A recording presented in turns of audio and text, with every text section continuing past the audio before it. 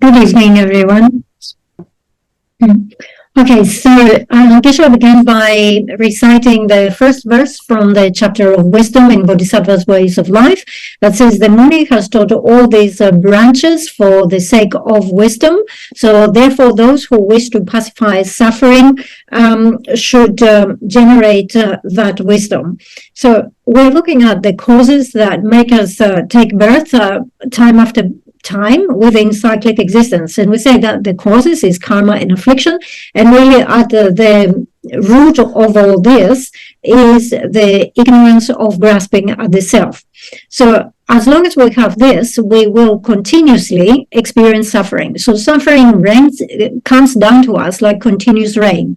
Even if occasionally we experience, we have a break from that and we experience some sort of happiness. So if let's say you started the day, the morning in a happy state, it is for sure that by the time afternoon or evening comes, you will have experienced some trouble and some suffering. Or even if you had a good day today, it is for sure that by tomorrow you will experience some suffering.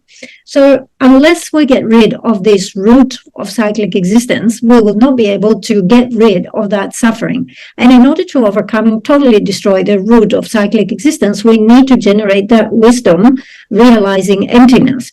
Now, that wisdom realizing emptiness is not generated easily, automatically from its own. It actually needs a lot of supportive conditions, and these are described as branches. So when the verse says the Muni taught all those branches, he's referring to whatever is acting as a supportive method for generating that wisdom of emptiness.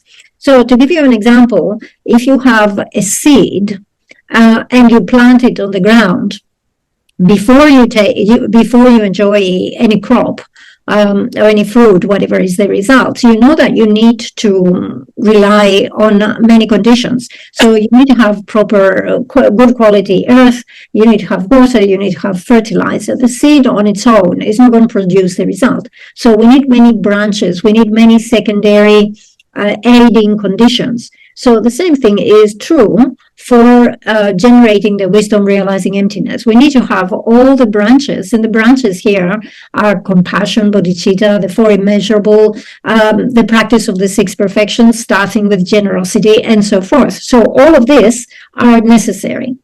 Now, we seem to be constantly confused about those issues. So all of us, we wish to have happiness, but we don't know how to establish the causes of happiness. We all wish to avoid suffering, but we don't seem to know what are the causes of that suffering, and therefore we cannot avoid them. Even as we say, I want to be free from suffering, I don't want any more suffering, even as we say this, we are creating causes of suffering. And the reason why we continue to experience all this suffering is because our mind, which is something internal, is not subdued. And for as long as the mind is not subdued, there will not be peace. There will always be suffering. So the mind that we possess is a mind of the desire realm, which is an extremely coarse state of mind. The fact that it is coarse and not refined is obvious to us. If we ever try to meditate and focus on something, we see that the mind cannot abide with the focal object. It is immediately distracted. So this is a very clear indication that the minds that we have are not subtle, are not refined. They are coarse. So immediately we come under the influence of attachment and hatred and so forth. So we are governed by our afflictions. So in order to make any progress, first of all, we need to understand the two truths. The two truths are the basis. So on the basis of the two truths, we need to develop a path, and the path again is twofold because it constitutes of method and wisdom.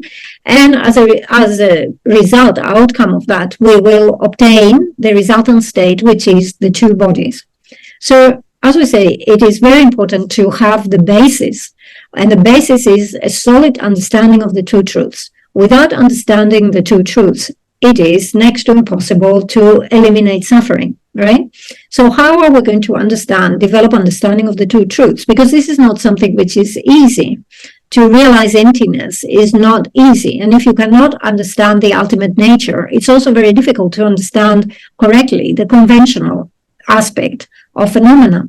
So to have realization of those things, it is important, as it is explained here in the Lam Rim, that we find a teacher, we rely on the teacher, properly rely on the teacher, and receive teachings. And once we receive this instruction, it is important to practice in a way that combines listening, reflecting, and meditating, all three, without separating them. And in this way, we can begin building up our understanding of the two truths. The result, because as we say, realization of emptiness is quite difficult.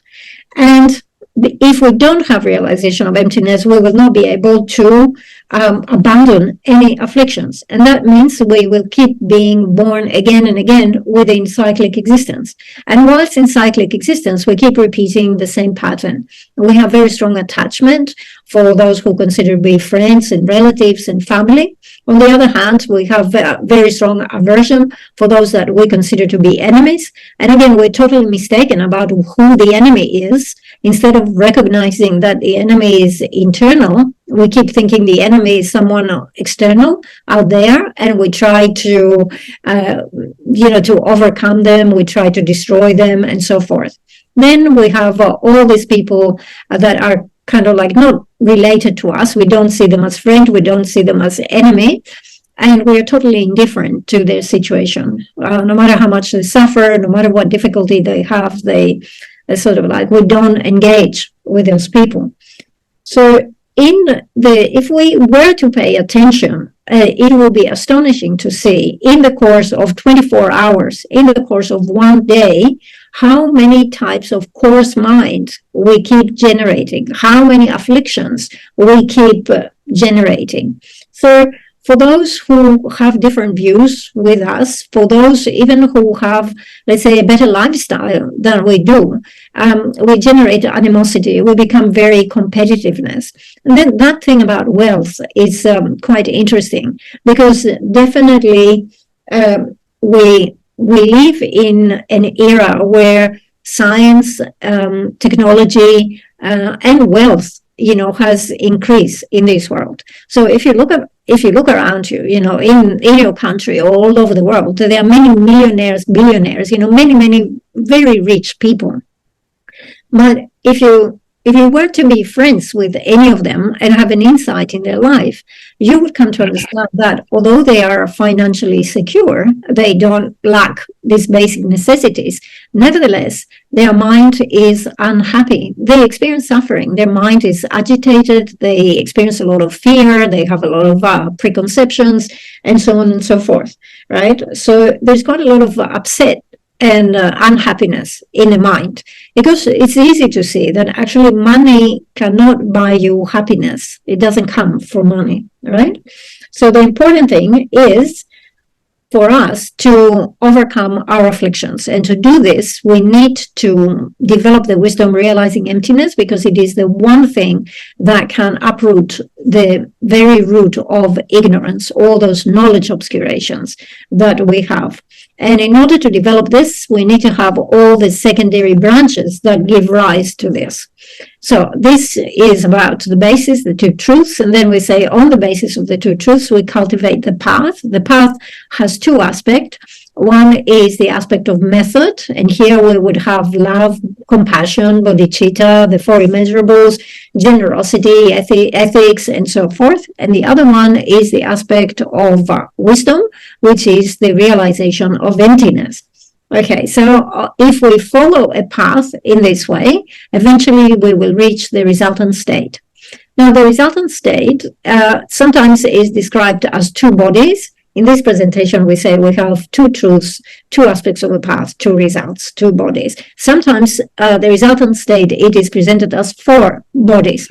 So in the Maitreya's ornament of realization, we have the full description of the final form body of the Buddha that is fully adorned with all the marks and signs.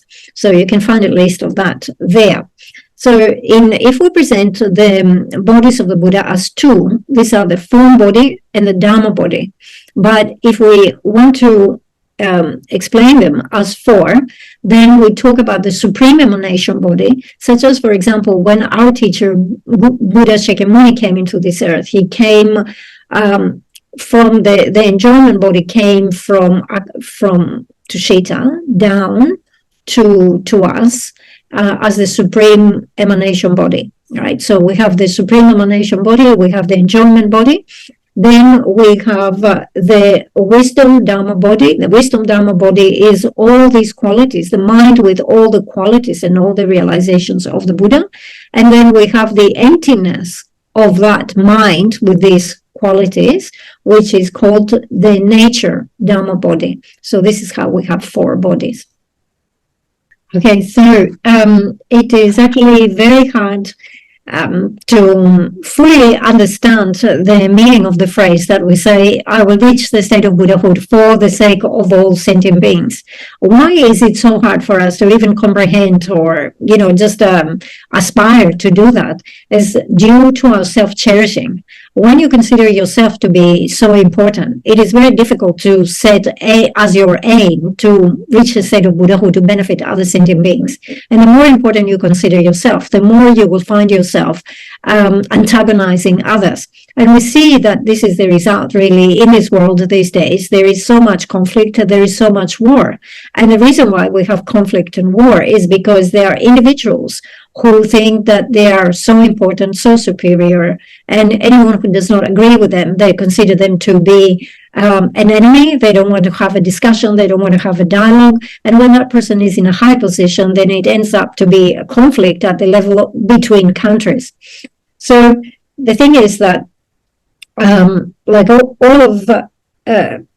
have to consider, if someone else were to hit me, it would hurt. It would hurt me. I wouldn't like this. So just as it would hurt me when someone hits me, someone attacks me, similarly, if I were to attack or hit another person, that other person would hurt, right? Would feel attacked, would feel the same way that I do. However, we don't really take this into consideration. We are always carrying this very strong motivation, the motivation that makes this very strong division between my friends and my enemies and the strangers. So I have my friends, I have my family, I have those who come from the same village, and this is my group, this is my type of people. Very strong attachment towards this class of people. Then there are the others who are my enemy. Very strong, the motivation is there to antagonize them, to cause harm, to defeat them, and so forth. And then, of course, there are the strangers that we couldn't care about them. The reality is that all sentient beings have been our mother. Now, the reason that the logic that establishes this is that until we reach a state of enlightenment, we have to remain within samsara. So remain within samsara, it means repeatedly taking birth again and again in a different birthplace. And the person who acts as, let's say, the person who acted as your mother in this life is not going to take the same role again and again. So it's not the same person who was your mother in the previous life and the life before that and the life before that. And in all your lives, it will be the same mother. So what happens is that different sentient beings take on the role of acting as the mother for you in your different lifetimes. So just as the mother of your current life has been so kind to you, similarly, whoever was the mother in your previous life raised you with kindness and took care of you, and the mother of another life and another life, so that all sentient beings have acted as mothers in the same way. But we know that due to our karma, it is very possible that actually we switch roles. So whoever is your mother in this life might be an enemy in your next life, or whoever was your enemy in your past life might come as a close relative and a friend in this life. So it is, the Buddha has said this, right? So this is something that we need to examine. Even in this one life, you might have at the early years of your life, someone was your friend, and later on in the later years, this person has turned into an enemy. So it is like this. People change roles in our lives. Now, there was this Arya being in India who was a bodhisattva, and he had clairvoyance. And one day he just went down for a walk into the village, and he observed that scene. There was a father, and in his lap, he had his young child. And the father was eating a fish. And when he finished eating the fish, he threw away the fish bone, and a dog, a female dog, came to eat the bone, and the father kicked the dog away. So this Arya, who had clairvoyance, he said this. Okay, so he recognized what was happening here. So he recognized that the young child that the father was holding so dearly in his arms was actually his enemy in his past life. The fish that he was eating was his father in the previous life, and the dog, the female dog he was throwing the bone and then was kicking away, was his mother. So the Arya made, there is this verse, he said, holding his enemy, eating his father, and kicking away, throwing a bone and kicking away his mother. This situation in samsara is really laughable. So it is like this. Because we don't have the wisdom realizing selflessness, we keep accumulating karma, and once we accumulate this karma, we will have to experience these results. In the very beginning of the Lam Rim, we have this presentation that says of death and impermanence, that says we all die. The specific time of our death is uncertain, and at the time of death, only Dharma can be of benefit to us. So at the time of our death, the most important thing is the type of imprints that we have. If we have accumulated merit, and if we have deposited virtuous imprints in our mind, this will be very useful at the time of death. It will guarantee that we will have a good rebirth. But if we arrive at the time of death with a lot of negativity, accumulated negative karma, this will throw us into the suffering of the lower rebirths. At the time of death, nothing such as influential friends or wealth of family and so forth, none of these things can be of any benefit to us. Isn't it? The only thing that is important is how many imprints we have placed in our minds by practicing virtue. So we have to talk about those things. Death, how impermanence in the sense of death, because you see, everybody dies. The Buddha has died, like Master Nagarjuna, Master Asanga, all those great beings we talk about. They lived once, but now they're dead. They're not here anymore. And impermanence is something that is happening all the time, because impermanence is understood on a momentary level. So moment by moment, second by second, everything keeps changing. However, in our mind, we grasp at things as being permanent. This grasping, this idea of permanence is a mistaken mind, isn't it? So we look at the flowers, so we look at our body, and we think it's the same as it was yesterday. But this is not the case. In the flower, second by second, that flower dies or wilts, or, just the petals are ready to fall off. You don't see it right now, but it's happening very quickly. You will see the petals falling off. In the case of our body, here we are thinking that we haven't changed, and then suddenly you start noticing all the wrinkles in the face and the white and the gray hair and things like that. So all of these are signs of impermanence, momentary impermanence, who is at work. We're not saying those things to scare you, right? But this is what the Buddha has taught, and this is what is important for us to analyze. Impermanence was the first teaching of the Buddha, and it was also the last teaching of the Buddha. He taught death, impermanence. So we have to consider how lucky we are that we are here, like everyone who is here, Jopeling Center. Now, you have to consider, how did I end up here?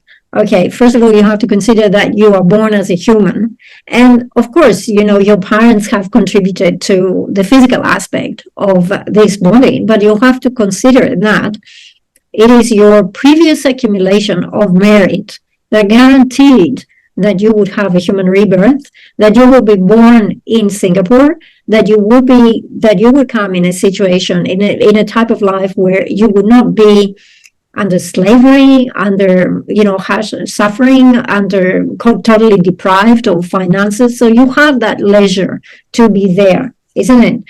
So the thing is, as we said before, that no amount of money can actually remove any suffering that we have. We have to understand that the suffering comes from afflictions, and these afflictions comes from the fundamental ignorance of self-grasping. And this is the worst enemy and the worst illness that we have. And although, as we say, the medicine these days can perform miracles, they can operate on you and they can remove this, they can, give you this therapy and that therapy, they can cure you of many things. There is no doctor, no matter how skilled he or she is, who can cure you of your hatred, your attachment, your jealousy, your ignorance. There is no one who can operate and say, okay, we're going to remove your jealousy tomorrow, or we're going to remove your ignorance. So it doesn't work like that. So we keep talking about me and myself with a very strong idea of the self. In the course of the day, we use the personal pronoun 1,000 times, right? So I go to work. This is my car. This is my food. I am walking. I am coming. I am going. I will do this. I will not do that. I, my, isn't it? We use this all the time. Very important to investigate. Where is this I? Where is this me that we talk about? So do this investigation. Is this I that appears to exist from its side without depending on anything else? Where does that thing exist? Is it in my head? Is it in my arms? Is it my stomach? Is it my feet? Where is it? Is it inside my body, where all the organs and the cavities of the body are? Investigate each one of those places. Try to find where is this I. So Geshe is saying, I urge you to develop familiarity with this type of investigation, because in this way you develop familiarity with the middle way consequence school that says that upon searching, there is nothing to be found and everything is merely imputed. So you search, but you don't find it. That's the middle way view. So let's turn our attention now to the text that we started last week. This is the Essence of Refined Gold that is composed by the third Dalai Lama, Sonam Gyatso. To have the idea of what is happening here with the Lam Rim. If, let's say, you have the aspiration to become a scientist or a doctor in order to benefit, to be of benefit in society, what you do is you have to rely on a teacher. From a very young age, you understand that there is quite a lot of training and study that you have to do to achieve such goals, such aspirations. So you join your first class and you learn your ABC, and then gradually from there you build up on your knowledge by relying on the teacher, on the class, on the different texts that the teacher provides, and so forth.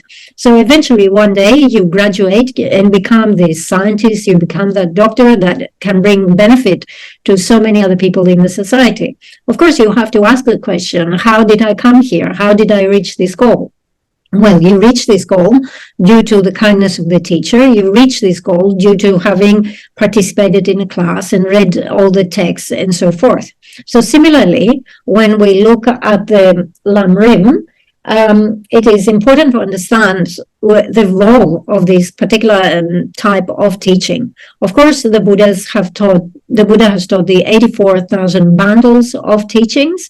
He taught the Prajnaparamita texts, and then we have the great texts, the classical texts of Indian masters. We can read all those things, but we cannot comprehend them. They're very difficult to comprehend. And therefore, for the sake of future disciples, great beings compose the Lam Rim texts. So we have a presentation of the extensive Lam Rim, the middling Lam Rim, the short Lam Rim. So the Essence of Refined Gold is one of the middle length Lam Rim. It is a text, like every other Lam Rim text, it consolidates the essence of all the teachings of the Buddha and presents all practices in a way that is very easy for us to put into practice. Okay, that was a bit long. Okay, so we say that we want to practice the Lam Rim. The whole emphasis is on practicing the Lam Rim. So we need to understand this expression, we practice the Lam Rim. So when we talk about the Lam Rim is understood in two levels. One is actually the words of the Lam Rim that express the subject matter, and the other one is the meaning of the Lam Rim, isn't it? The same thing with the Prajnaparamita text. With the Prajnaparamita text, we say that we have Prajnaparamita that refers to the subject matter, and Prajnaparamita that is the realization. So the similar thing with the Lam Rim, we have the words of the Lam Rim, which is the actual words and the phrases that we listen and we contemplate. And then we have the meaning of the Lam Rim, which is the actual thing that we put into practice, right? So we rely here in the Lam Rim tradition, all these realizations that we have to generate, practicing, beginning from relying on the teacher all the way up to reaching the state of Buddha Vajradhara. So very important that whatever practice we do is pure Dharma. It is always done with the pure motivation, and it is done with the pure faith. If these three things are in place, then you can say that whatever you're doing is practice. So don't think that practice, I'm doing practice, only refers to meditating or doing pujas or spending big money to organize pujas and so forth.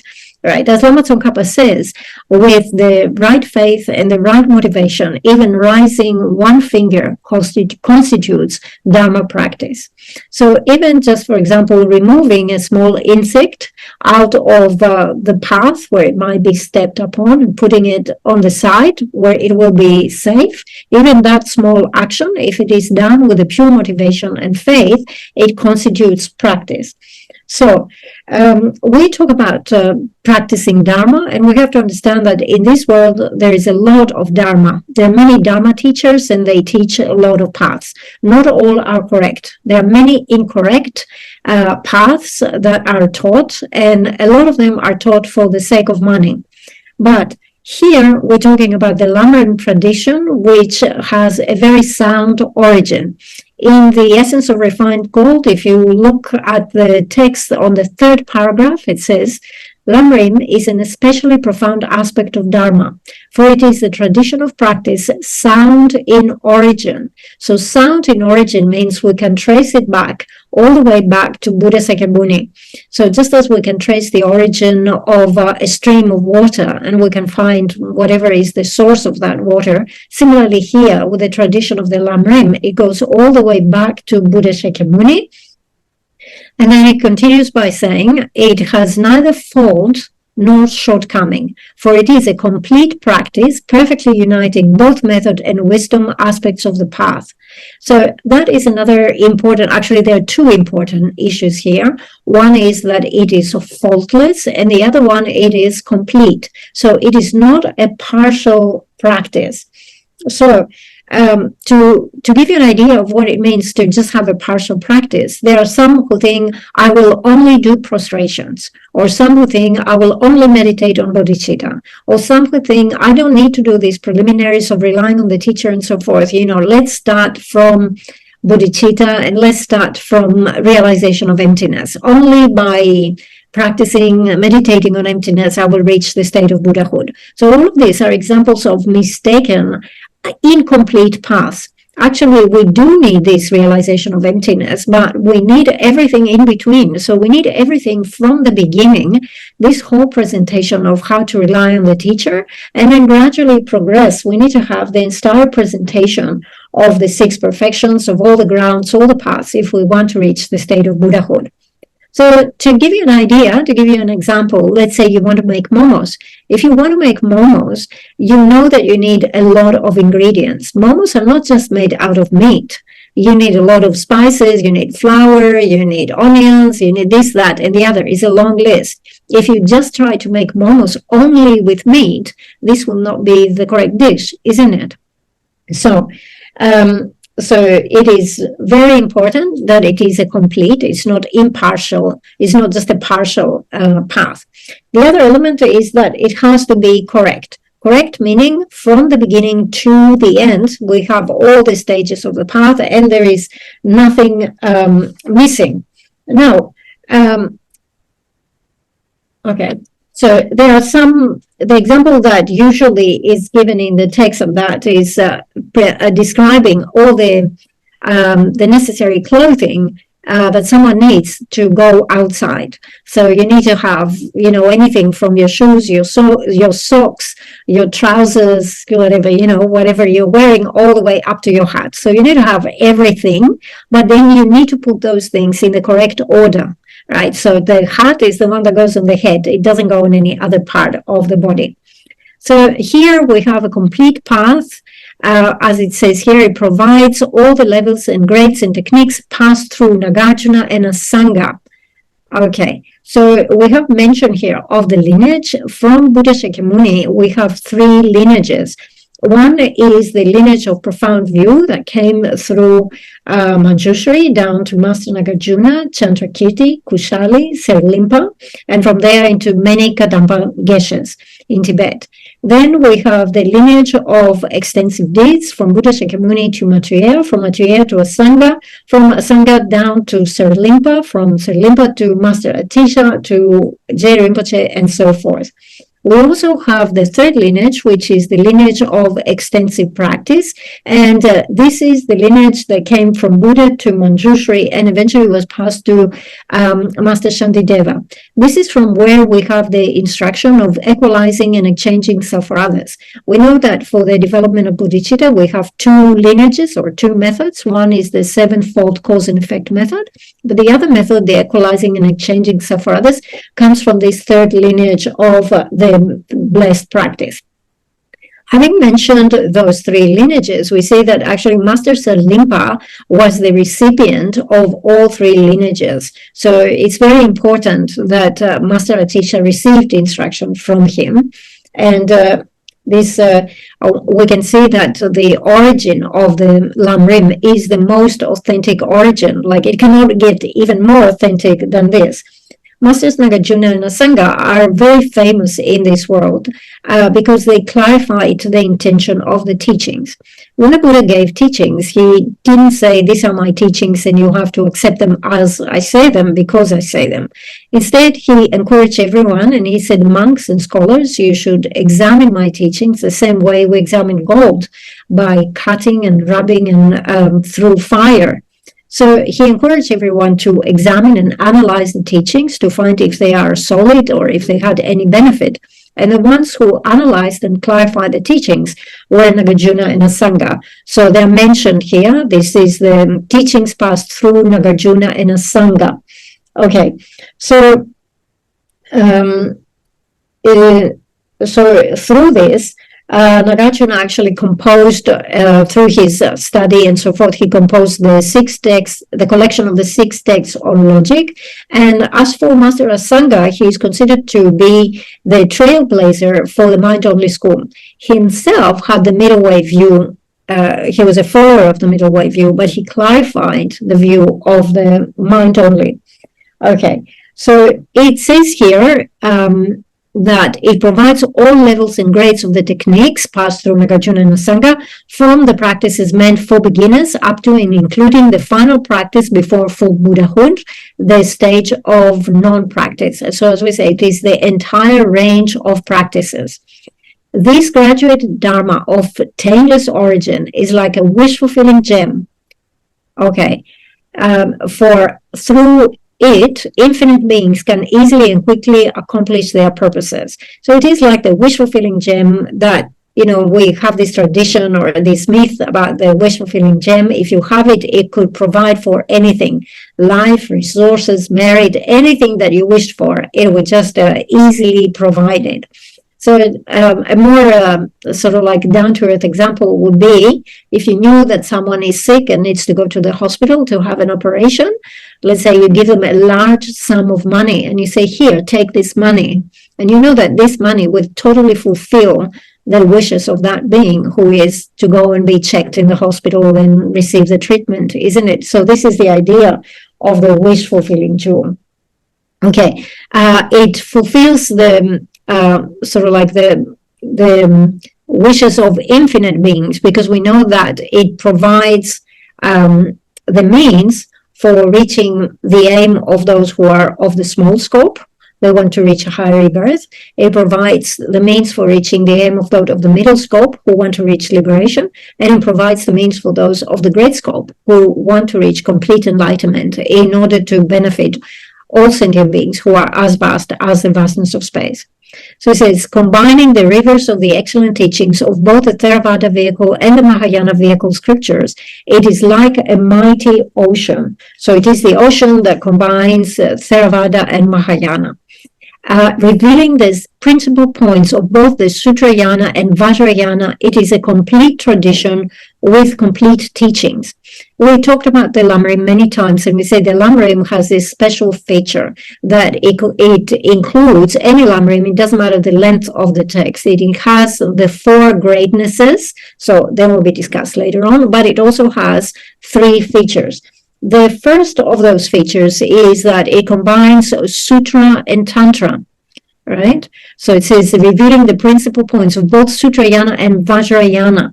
So we see in the Lamrim presentation of Lama Tsongkhapa, he gives the Sutric presentation, but at the end of the text, he also explains Tantra. The thing is that in order to enter the Tantric vehicle, first of all, you must have trained your mind in the common paths that are considered to be preliminary. So definitely renunciation and bodhicitta and correct view, all this needs to be developed before you enter the Tantra. So one of the 3 features is combination of Sutra and Tantra.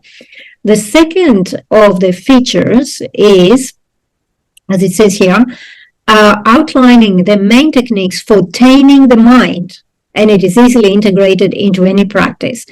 All right, so taming the mind, it gives all the instruction that we need in order to tame the mind. So that is the second feature.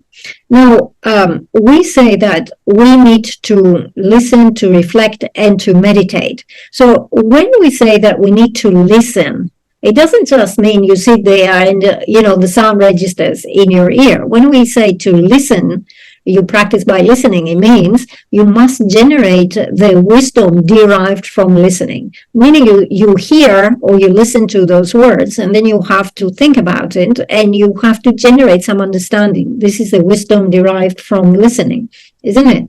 So this is what is very important. So we need to generate some understanding, some realization, because that is what is deposited in our mental consciousness.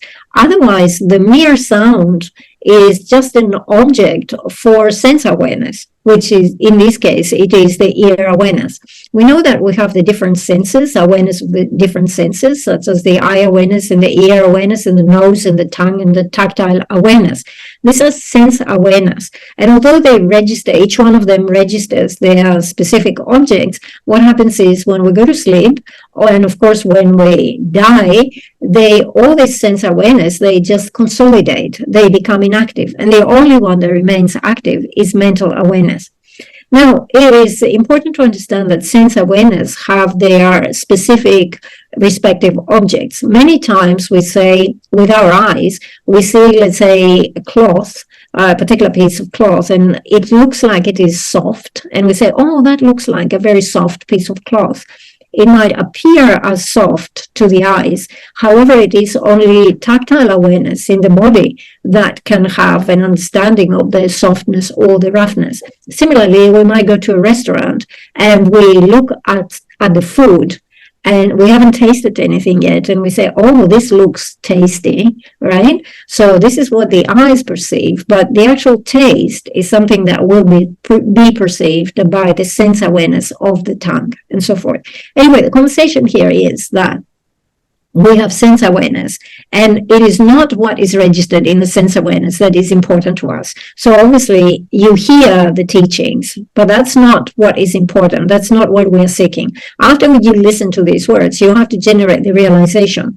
So that understanding, that realization, the wisdom derived from hearing is the one that is deposited in your mental awareness. That mental awareness is important to us because this is the one that remains at death. This is the only thing that continues. It came from the previous life to this life, and it will go into the next life, right? So this is why we practice, and this is how we practice to to develop, to put some understanding in that mental awareness.